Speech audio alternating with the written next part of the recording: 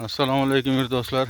Mana Forishda Karamandaman. Quyosh botdi. Soat 8:30 bo'ldi. Bugun 22-iyun. Kunning eng uzun kuni mana shu bugun. Hozir Sarosiyo haqida yozgan she'rimni bir o'qiyman. Sarosiyoni sog'indim. Dedim go'zalmi yo Osiyo? Dedim tengsiz Sarosiyo. Maland kishto tog'lar va qor, sangardaydek sharsharang bor. Tavobayla kelibay do'st, shotir tog'da yoqqanda qor. Xufar zevar go'zal go'sha, xonjizada yayrab yasha, niluga jonini to'sha.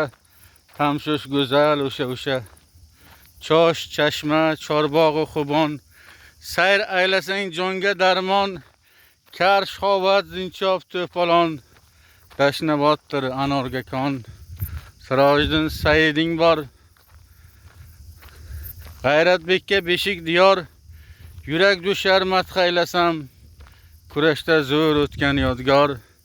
Madhing kuylar Said dono, haqdam safar so'zda tanho, Amrulloni nolasiga bulbullari hurlar shaydo. Ko'zi qoshim Sarosiyo, bahor yozim Sarosiyo, makoning tog'larmidir yo, boshda tojim Sarosiyo.